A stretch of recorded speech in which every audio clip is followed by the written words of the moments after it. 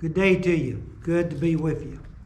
We are continuing the thought of the book of James. We are starting the last chapter there in chapter 5 of the book of James.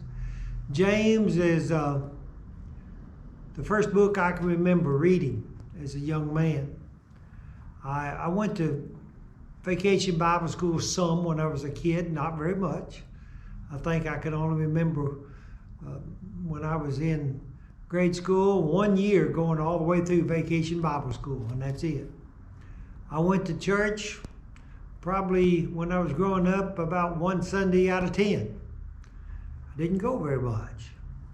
And it wasn't until I was basically a senior in high school that I ever even started reading the Bible for myself.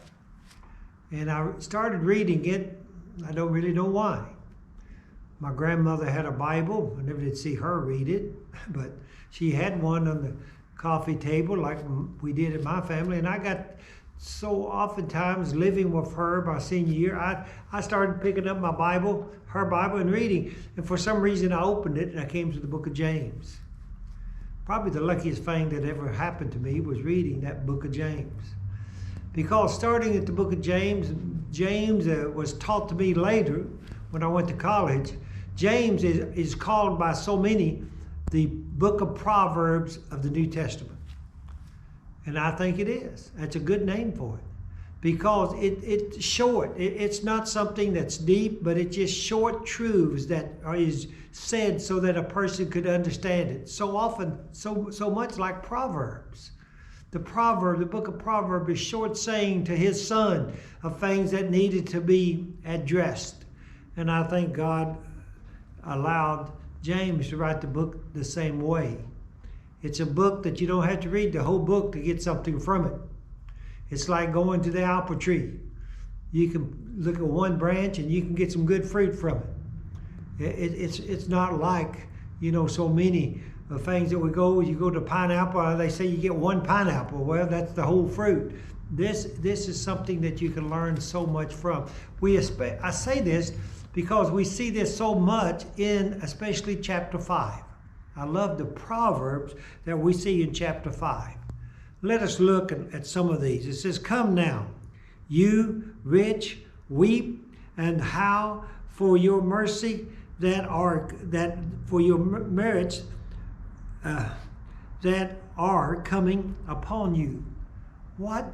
Weep, because the rich, we have already saw in the study earlier, is about the weak and the rich and what they are going to be held accountable for. Because so oftentimes the rich has a hard time seeing past the material. It sounds like the rich sound like a definition of Americans. So oftentimes in America I find people not able to look past the material. I have talked to so many people that believe in God. I said, "You believe in God?" They said, "Yes, there's got to be a God." I said, "Well, why don't you come to church and worship and serve Him?" "Well, I can't do that and do what I do." I had family that wouldn't give up their business where they were selling basically sin and alcohol and stuff, making good money working for companies because they said, "I cannot do what I do and be a Christian." Well, that's a rich man, so oftentimes. And it goes on, it says, your riches are corrupted, and your garments are moth-eaten. Your gold and silver are coinage, or we would say that it's rusted, and that it is corrupted. And it says this will be a witness against you, and will eat your flesh like fire. You have heaped up treasures in the last day. What?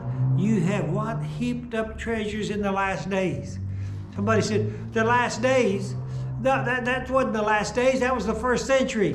It's the last days because, let me clarify something. There's the last day when Christ comes back.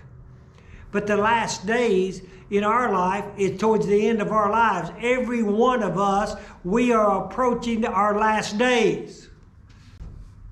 I had a birthday and I turned 70. Guess what? I can honestly say I'm approaching the last days, and I know that. I realized it when I was 20. I realized it when I was 18. When a friend of mine, I was 17, and one of the friend of mine, the girls in my class, lived just down the road from my cousins. When the boy that was a year older than me all of a sudden was going across the railroad track going into Okmulgee, and he didn't make it. The train killed him. He was in the last days at 19 years of age. We are, all of us, approaching and in the last days. Some of them may come before others. But as we get older, we should realize, we should always remember, every day we are closer. Every day that we live, we are closer to our last day. And we need to realize that. That's what he is saying, to remember that. No matter if you're rich or whatever, it is your last days.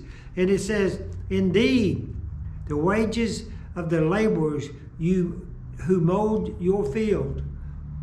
It says, what happened? Which you kept back by fraud, cry out. And the cry of the reapers have reached the ears of the Lord of Sabbath. What happened? They had not paid.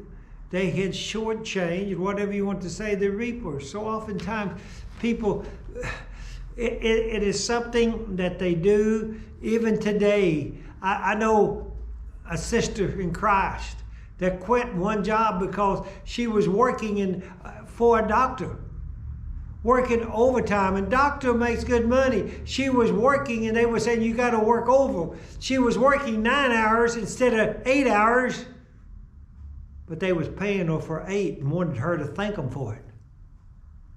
What was happening? Well, if you want to keep this job, you got to do it. Well, that is something that's done today. It's always been done. But that is something that we as a Christian, if we give somebody, we need to give them their what? Their dues. Because we can't. So oftentimes, and it has been done, people can shortchange somebody. Take it or leave it. Take it because, well, you're going to get a job anyplace else. That is not right. People has done it. They have not paid someone what they were told them they would pay them. That's a shame. It's done today, but I hope it's not done by any of you. My daddy used to say, I'd rather give a man too much than give him too little. I think that's a great saying. We have to make sure it's better to give too much than it is to give what? Too little to what a person is owed. It says this, indeed, the wages of the laborer who move your field, which you kept back by fraud, cry out, and the cry of the reapers have reached the ears of the Lord of the Sabbath. You have lived on the earth in pleasure and luxury. You have what? You have fattened your heart as in the day of slaughter.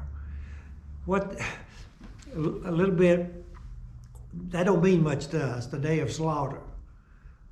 But when I was a boy, there was 2 days we ate real well. We always, in Thanksgiving, had a big meal. Does that make sense? That was a big meal. And Christmas. We had food at Christmas we didn't have any other time of the year. We had food at Thanksgiving that we didn't have any other time of the year. We had the special, and then the other day we had all we wanted was the day of slaughter. Somebody said, what are you talking about? Well, because every fall, my dad would go and help my uncle. They would go up and they would put up the meat, fill the meat. They would slaughter the gilts. They would slaughter the hogs, and we would work and we would carry the meat. We would do all that. But then, you know, what you call the pork chop, we didn't have the pork chops. They was the loins. But you know, the loins you didn't salt, you didn't cure. We didn't have, that's the piece we had at harvest, at slaughter time. Slaughter time, we had the best piece of meat there. Why? Because we had it. That's what he's saying. They were always eating like they had the best. and not sharing, realizing, not sharing it, taking for granted that they had it, eating, fatting, getting all of it. It's basically like the parable Jesus said about the rich man that had the beggar Lazarus eat at the crumbs from the table. That's kind of the same story. Here, notice what it says. It says, you have what? You have redeemed, you have murdered the just. He does not resist you. What? You have murdered the just. What do you mean? Well, I'm going to go back to the rich man and Lazarus. It says that he died. He was there and at the feet, and then he died. I think the way he did not eat contributed probably to his death. I think you see that. He ate basically like the dogs. And a human cannot eat like a dog and have a good, healthy life. And it says there, the rich man, what happened? That it says, well, you murdered the just. And I know Lazarus was just. Somebody said the Bible doesn't say that. I don't think the unjust get to heaven. He was just. Some people look down at poverty and say, well, the Lord don't make people poor. People that tyrants over people so oftentimes make them destitute and poor. Now, I know some people choose and some people, but I'm saying poorness, destitute is not a sin. A lot of times it's a sign of a sinful world, but it's not sin. We go on. It says, therefore, be patient, brethren. He changes the thought. Now he's talking to the brethren. And by the way, most of the brethren was not rich. Let's face that, in the first century, very few of them was rich. He says, therefore be patient, brethren, until the coming of the Lord. See how the farmer waited for the precious fruit of the earth, waited patiently. Waited patiently for it until it received the early and the latter rain. What the farmer waited early, and we can realize I didn't understand that much till I lived out in Oklahoma Panhandle.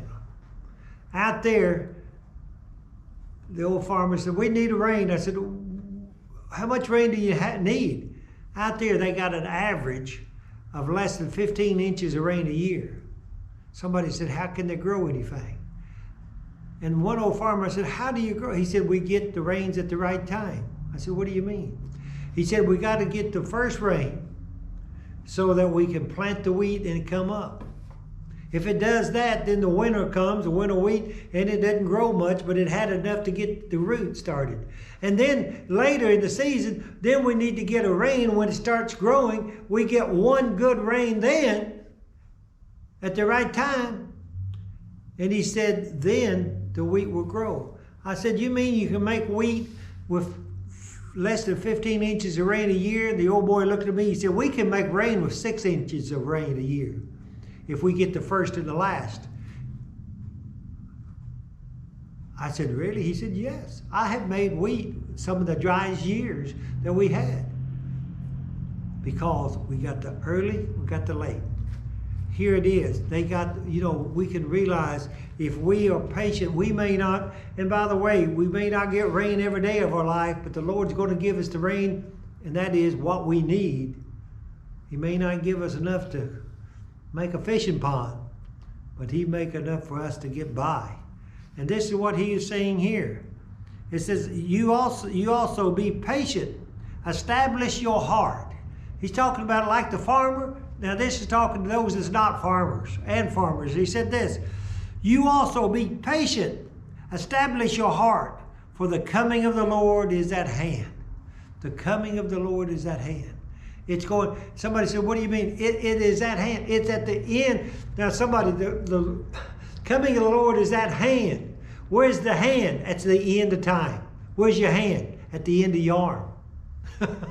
Does that make sense? At the end, when we come to that time, of course, we are going to be like Lazarus and the rich man. It says when they died, they was there. They was there in Abraham's bosom in paradise. Jesus said to the one thief at the cross, he said, today you shall be with me where? In paradise. Another word for Abraham's bosom. And then the other is going to be in torment with the rich man. At the when? At the end of our time. And then at the end of judgment for everybody, we will be taken to be with God, and everybody that is alive at that time or dead, we all will be together with Christ and God in the eternal heaven. It says there, do not grumble against one another, brethren. Do what not? He said what? He said be patient, establish your heart for the coming of the Lord. And then he says, do not what? Grumble against one another, brethren, lest you be condemned, because the judge is standing at the door. Because the judge is standing at the door. I like that because we are so oftentimes, and I have used this before, but I think it says so much about what we're talking, standing at the door. First grade, the prettiest girl in the first grade. Her and I walked out to school at the same time. We used to, man, I was, first grade sweetheart, if that makes sense. Probably the first girl that ever kissed me was that girl. I ran till she caught me. But anyway, we kissed. Another story. But I can remember standing out in front. We walked out about the same time, and she looked at me. She said, Jess, would you walk home with me? Would you walk me home today? She said, I only live, you know where I live? I only live 2 blocks that way. I'd like for you to walk me home. The only thing about that, I live 2 blocks that way. And my mom and dad had always told me, you come straight home after school. You don't go any place, just straight home after school. They told me that. And I always had done it. But that pretty girl had never asked me to go the other way. She asked me once, she asked me again, and finally I said, Mickey, I came. And I was brokenhearted. She said, oh, you sure? I said, I came. So she walked that way, and I think I was about to follow her, I don't know. Because then I heard my mom hollered from the car in front of me, son, you gonna get in the car now? They was parked right in front of me. But I was so blinded by the beauty of that girl, I didn't see him. Well, what was it? I was tempted to go what? The wrong way. I did right that time. Afterwards, I didn't always do right, but I can remember because I remember, and my dad was sitting, I got in, and Mama said, son, I thought you, and Dad said, son, you surprised me that I didn't go. Well, you understand what I'm saying. It's funny, but it's true. We can understand this. It says, what are we to do? We are to what? The judge is standing at the door. We may not see him.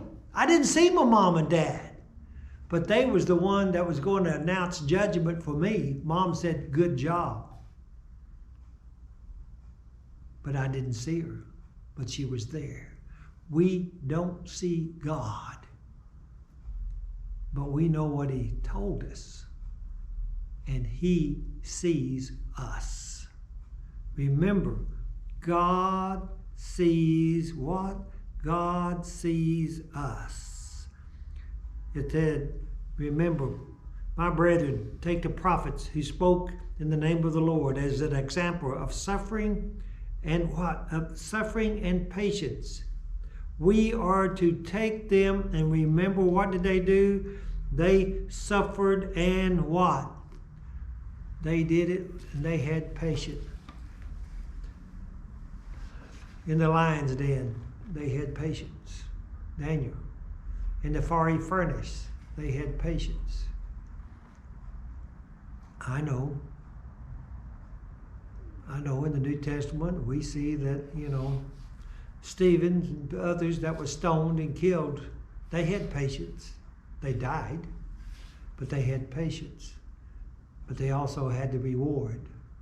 The reward of knowing, like he looked up there when he was stoned, and it says he looked up and he saw Jesus standing at the right hand of God. Jesus stood up for him. That's a sign of respect. If you died today, Christ would do one or two things. I believe he would do one or two things. He would either stand or he would cry. What would God do today if you died?